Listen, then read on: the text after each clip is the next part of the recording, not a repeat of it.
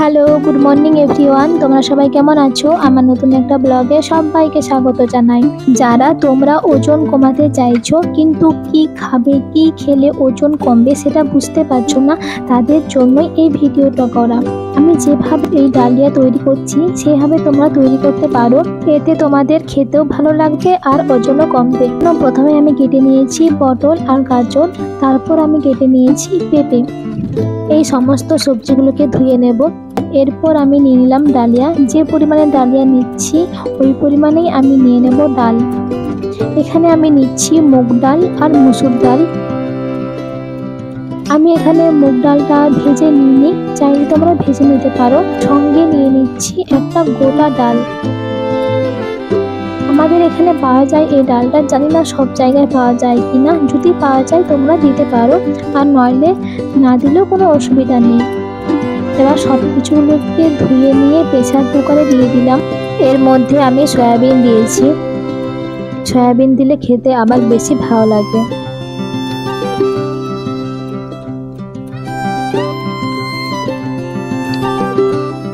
আমি অল্প একটু লবণ দিয়েছি, কিন্তু যেটা তোমাদেরকে দেখাতে ভুলে গেছি।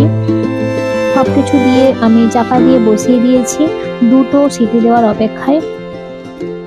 দুটো সিটি দিলেই হয়ে যাবে, এর থেকে বেশি সিটি দেওয়ার কোনো প্রয়োজন নেই।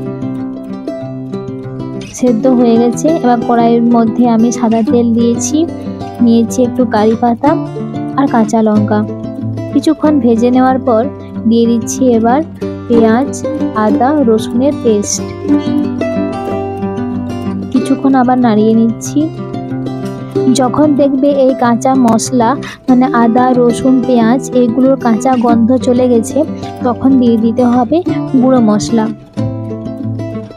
আমি এখানে দিচ্ছি হলুদ গুঁড়ো, জিরে গুঁড়ো, ধনে গুঁড়ো।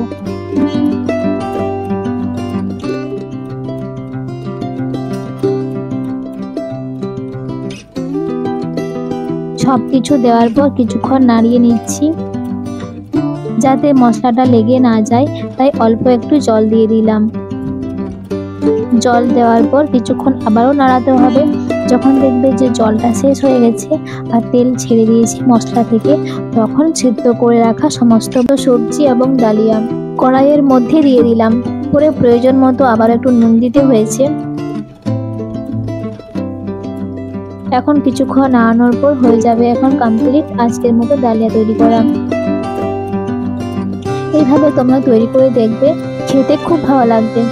দুপুরের খাবারে নিয়মিত ডালিয়া খেলে দেখবে তোমাদের শরীরের ওজন অনেকটা কমে গেছে।